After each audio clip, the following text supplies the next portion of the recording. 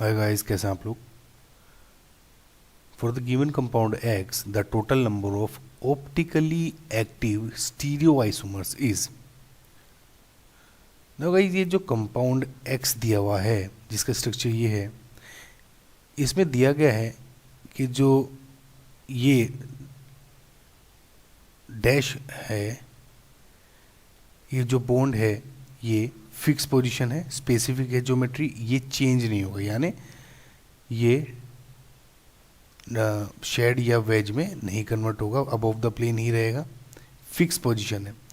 On the other hand जो ये position है ये जिगजैग, गाइस ये रिमेंबर ये जिगजैग है, ना ही वेज डैश नहीं है। सो इसमें ये कहा गया है कि ये जो पोजीशन है आइदर एट डबल बोन और या किसी और पे ये फिक्स नहीं, यानी at one position it could be above the plane और at some stereoisomer it could be below the plane, और ऑल्सो जो ये डबल बॉन्ड है इसके अराउंड भी फिक्स नहीं है। मतलब अगर ये एक पोजीशन पे ट्रांस है तो दूसरे मॉलिक्यूल में सिस भी हो सकती है। तो गाइस ये इसका मेन एसेंस है इस क्वेश्चन का, अगर आपको इसमें नहीं समझ में आया। और एक बात नोट करने की है गाइस, इसमें हमें ऑप्टिकली एक्टिव आइसोमर्स यानी स्टीरियो आइसोमर्स बताने हैं। टोटल स्टीरियो आइसोमर्स जो होते हैं गाइस वे होते हैं number of optically active isomers plus total mesomers, right. और ये दो मिलके बनते हैं टोटल स्टीरियो आइसोमर्स। ना इसमें हमें मेसोमर्स नहीं पूछे, सिर्फ ऑप्टिकली एक्टिव आइसोमर्स पूछे, यानी दोज कंपाउंड या जो दो structures which can tilt the play जो ऑप्टिकली एक्टिव लाइट है उसका जो प्लेन को मूव कर सके। आई होप आपको समझ में आया होगा। ना इस क्वेश्चन को करने के लगभग 3 मेथड हैं, राइट। एक लॉन्ग मेथड है जो जनरली मैं एडवाइस करता हूँ, वो आना चाहिए हमें, क्योंकि अगर हम किसी क्वेश्चन में फंस जाएंगे तो वही मेथड है जो हमको निकाल सकता है सिचुएशन से। बाकी के 2 मेथड है गाइस, एक तो फॉर्मूला यूज़ करके और एक दूसरा शॉर्टकट मेथड यूज़ कर सकते हैं, लेकिन जो पहला मेथड है वो लॉन्ग है, लेकिन हम क्वेश्चन जरूर कर पाएंगे उससे। सो गाइस पहला मेथड स्टार्ट करते हैं। नो गाइस, जो फर्स्ट मेथड है वो बेसिकली जो हमें क्वेश्चन में दिया गया है उसके डिफरेंट स्ट्रक्चर्स ड्रॉ करने के लिए होता है।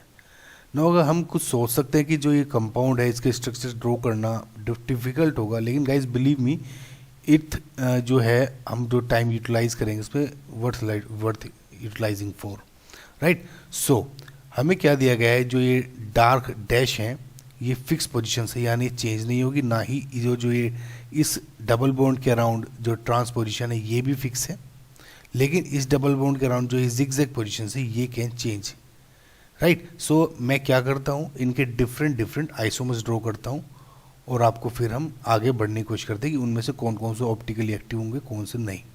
सो इस कंपाउंड के टोटल 8 स्टीरियो आइसोमर्स में बना सकता हूँ। अगर आप देखें मैंने इसे 4 पार्ट में डिवाइड किया है। बेसिकली मैंने इसमें जो रेड में आप देख रहे हैं वो चेंजेस किए हैं, अगर आप देखते हैं। नाउ गाइस अगर आप देखें जो ये ब्लू में है ये सारा एरिया फिक्स है, जो चेंज हो रहे हैं वो सिर्फ डैश वाले हो रहे हैं।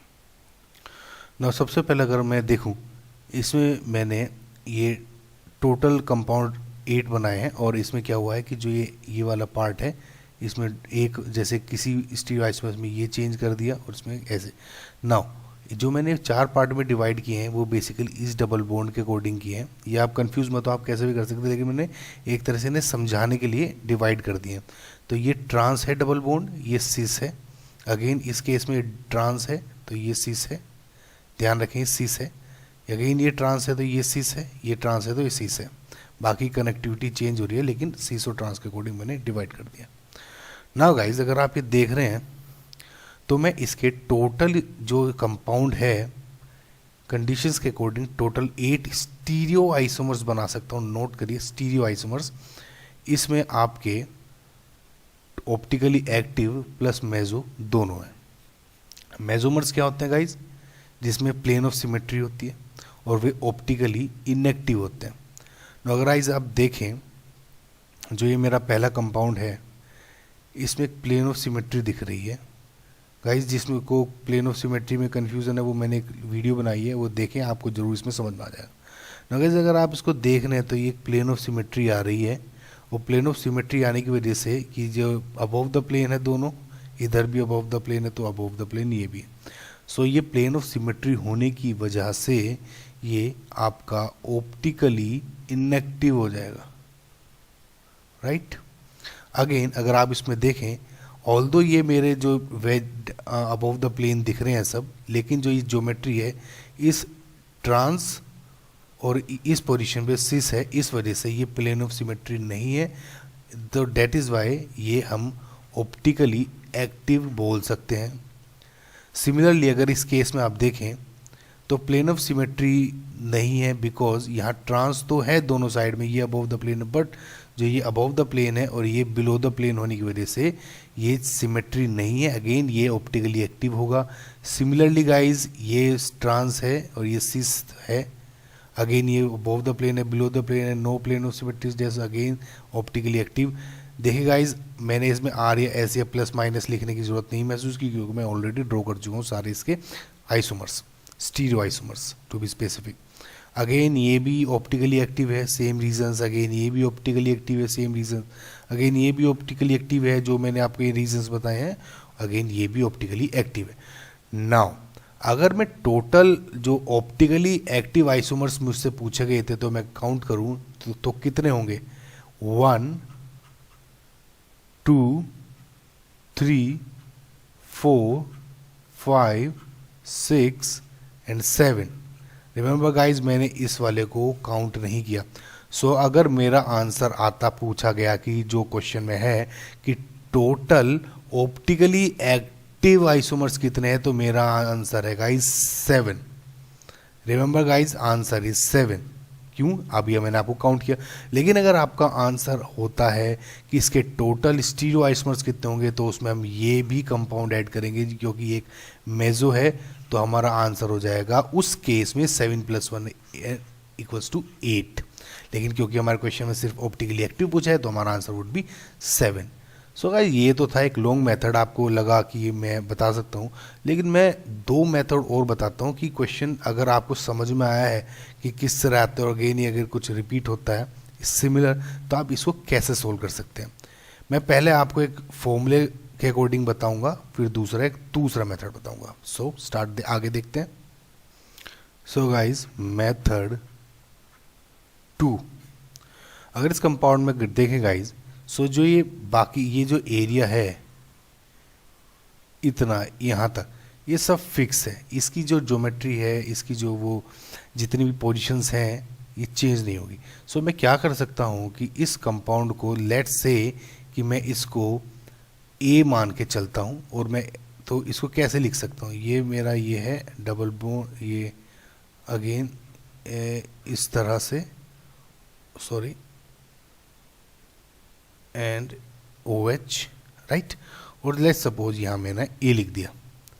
नाउ गाइज अगर आप इसको देखें, ये पोजीशन चेंज हो सकती है, लिखा है इन्होंने। सो मैं इसको सिंगल लाइन से भी ड्रॉ कर सकता हूँ, क्योंकि सिंगल लाइन का मतलब कि पोजीशन चेंज भी हो सकती, नहीं भी हो सकती। लिखना है लिख दीजिए, नहीं लिखना है सेम रहेगा।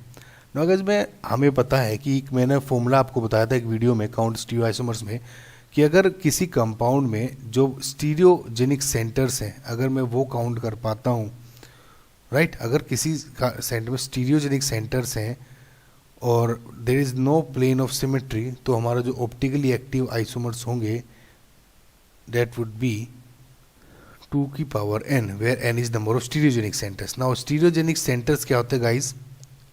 एक तो कायरल सेंटर्स प्लस जो आपके ज्योमेट्रिक सेंटर्स होंगे, लाइट, ये जो डबल बॉन्ड पे सिस या ट्रांस होते हैं। आई होप गाइज आपको ये कन्फ्यूज़न नहीं हो रहा है, हम क्वेश्चन कर रहे हैं सिर्फ। अगर आपको बेसिक्स क्लियर नहीं है आप मुझे बताइए, मैं और वीडियो बनाऊंगा। ऑल्दो आई हैव, मैंने जो स्टीरियो आइसोमर्स बनाने की वीडियोज़ हैं, काउंट करने की फॉर्मूला जो उसके अकॉर्डिंग है, वो मैंने ऑलरेडी बता चुका हूँ। ना अगर आप इसमें देखें, सो एक तो ये स्टीरियोजेनिक सेंटर होगा गाइज, अगर इस पोजीशन को लें आप 1, अगेन ये जो डबल बॉन्ड है 2 एंड दिस इज 3, आप इसमें भी मान सकते हैं, कुछ नहीं, 1 2 एंड 3 ये जो डबल बॉन्ड है ये स्टीरिक सेंटर हो गया geometric. Now as per the formula अगर मैं लिखूं 2 to the power 3 right equals to 8। Now as per the formula इसमें आंसर अगर आता है गाइज 8 आया, यानी 8 ऑप्टिकली एक्टिव आइसोमर्स। बट एक इसमें कैच है गाइज, अगर आप फॉर्मूले को देखें, अगर मैं ए को इसी तरह मान के चलूं, इसी पूरे कंप्लीट को, जो एक आइसोमर बनता है गाइज याद हो आपको, वो मेजोमर बनता है राइट, जिसकी वजह से एक हम माइनस कर देंगे 1, यानी टोटल 7 आंसर आ जाएगा। आई होप गाइज आपको जो मैंने पहला मेथड बताया उससे आपको थोड़ा सा समझ में आया होगा। आपको फॉर्मूला इसलिए गाइज मैं यही रिकमेंड करता हूँ कि जब भी कोई क्वेश्चन इस टाइप का आए तो अगर आप ड्रॉ कर सकते हैं किसी जो सीरीज आइसोमर्स, तो वो मैं प्रेफर करता हूँ हमेशा। फॉर्मूला कभी कभी आपको कुछ मिस कर देता है, यानी 7 आंसर होगा। आपको पता होना चाहिए कि यहाँ पे अगर एक मेरा जो आइसोमर बनेगा कुछ इस टाइप से बन जाएगा, जिसमें एक प्लेन ऑफ सिमेट्री आने की वजह से -1 हो जाएगा राइट गाइज। सो ये था मेथड 2। अब देखते हैं मेथड 3। ना गाइज मेथड जो 3 है वो भी समवॉट सिमिलर है पहले 2 मेथड से, लेकिन ये होता है गाइज कि हम कैसे काउंट कर रहे हैं।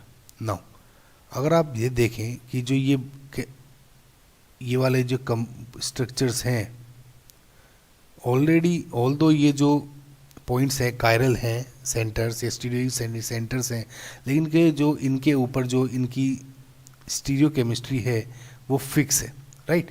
सो मैं एक टेबल बनाता हूँ और मैं क्या करता हूँ कि जो ये पूरा कंपाउंड है इसको, ये जो ज्योमेट्री है इसको F मान के चलता हूँ राइट, और चेंज करता रहता हूँ इनके अकॉर्डिंग, ये जो 3 पॉइंट्स हैं इनके अकॉर्डिंग। नाउ मैं प्लस और माइनस मानूंगा। Plus means above the plane and minus means below the plane. आप कुछ और भी यूज़ कर सकते हैं। नाउ जो मैंने गाइज ये मेथड है, जो मैंने पहला आपको मेथड बताया था उसमें हमने ड्रॉ किए थे। इस मेथड में क्या होगा कि आप विदाउट ड्रॉइंग दीज स्ट्रक्चर्स आप देख सकते हैं राइट। नो अगर मैं इनको F मान के चलूँ पूरी की ज्योमेट्री को, so suppose plus plus right, अगर ये दोनों अबव द प्लेन है राइट, ये है मेरा सिस के लिए। अगर ये ये अगर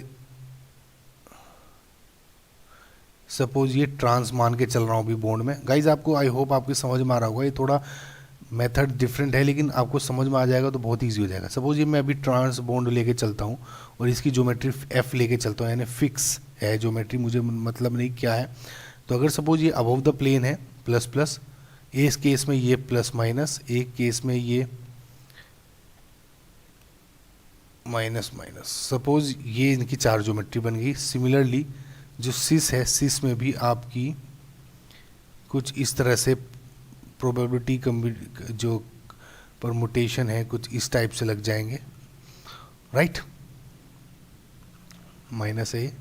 और इन ऑल आपको ये समझ में आ रहा है ना गाइस में प्लस माइनस का मतलब क्या है। प्लस माइनस ये एक डैश है और ये भी डैश है। अगर दूसरे में ये सपोज डैश है और ये बिलो द प्लेन हो गया, तो ये जो आपने पहले मेथड में ड्रॉ किए थे विदाउट ड्राइंग आप ऐसे काउंट कर सकते हैं।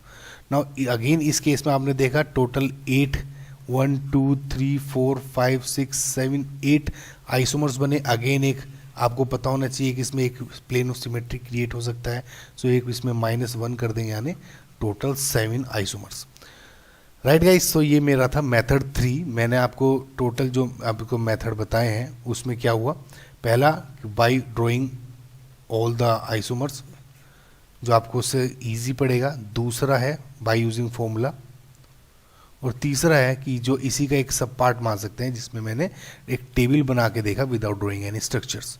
सो गाइज बेसिकली फिर भी आपको जो क्वेश्चन है उसमें पता होना चाहिए क्या पूछा जा रहा है। प्रैक्टिस से समझ में आएगा कि मेसोमर बन रहा है प्लेन ऑफ सिमेट्री, इस वजह से मैं माइनस कर सकता हूँ right guys. So I hope आपको ये क्वेश्चन समझ में आया होगा।